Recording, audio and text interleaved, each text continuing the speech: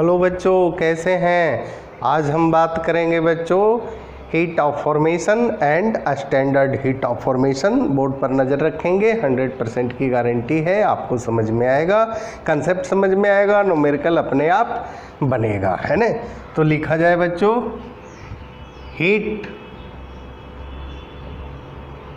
Heat of formation.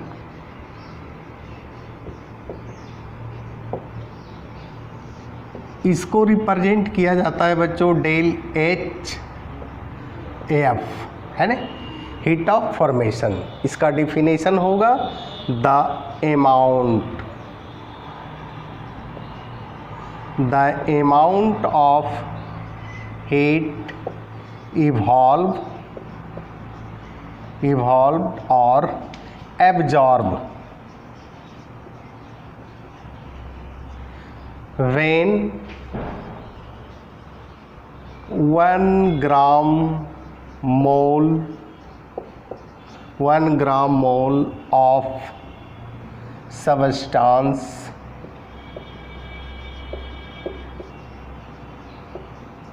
formed by its constituent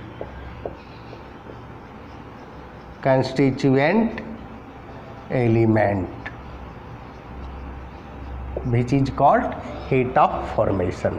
जैसे बच्चों carbon है, कार्बन का दहन करवाते हैं तो कहता है कार्बन डाइऑक्साइड का फॉर्मेशन होता है।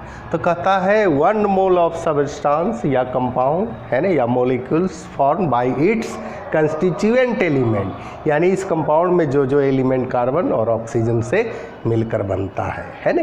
इसके साथ 94.3 किलो कैलोरी एनर्जी रिलीज होता है। यहाँ डेल एच करेंगे तो यहाँ हो जाएगा -94.3 किलो कैलोरी, है ना। यहाँ एच एफ कर दीजिए, है ना। सी है, कार्बन है, 2 सल्फर के साथ कंबाइंड हुआ कार्बन डाइसल्फाइड का निर्माण होता है, -22 किलो कैलोरी एनर्जी एब्जॉर्ब होता है ना। डेल एच करेंगे, डेल एच एफ करेंगे तो ये हो जाएगा +22 किलो कैलोरी एनर्जी। बच्चों यहाँ ध्यान दीजिएगा, डेल एच एफ अगर है निगेटिव तो ये जो है हमेशा एक्सोथर्मिक रिएक्शन होगा, एक्सोथर्मिक रिएक्शन हमेशा याद रखिएगा। कहता है डेल एच एफ अगर पॉजिटिव है ना, तो ये हमेशा एंडोथर्मिक रिएक्शन होगा, हमेशा याद रखिएगा। बच्चों इसको नोट किया जाए।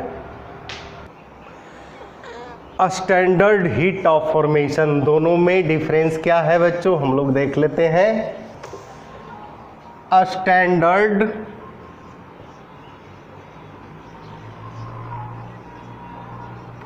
Heat of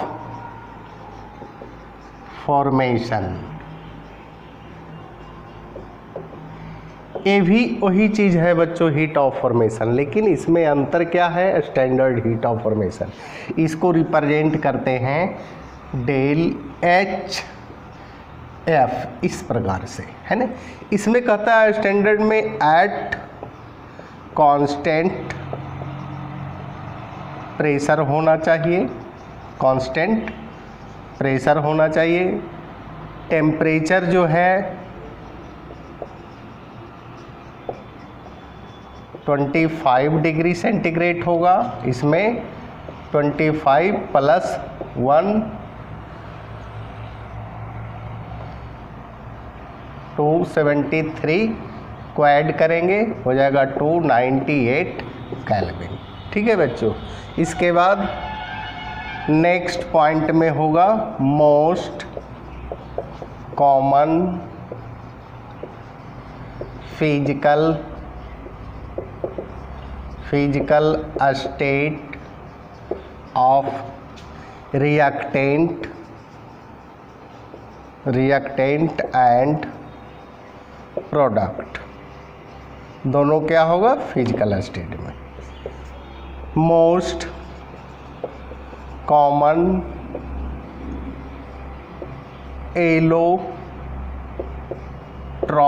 allotropic form.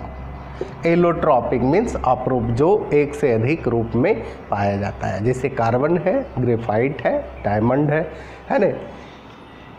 अब एक 4 कंडीशन को फॉलो करेगा स्टैंडर्ड हीट ऑफ फॉर्मेशन में, है ना। बनेगा वही, सारा चीज़ वही होगा, लेकिन इसमें अंतर यही है बच्चों। यहाँ लिखेंगे the amount of heat evolve or absorb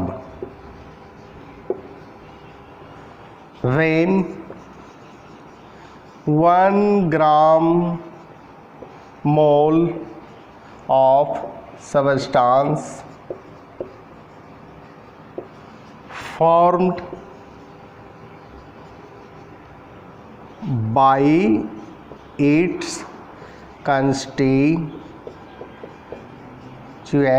element. Constituent element कहेंगे उस कंपाउंड से जो एलिमेंट जुड़ा हुआ हो, है ना। Constituent element at 1 atm pressure, 1 atm pressure and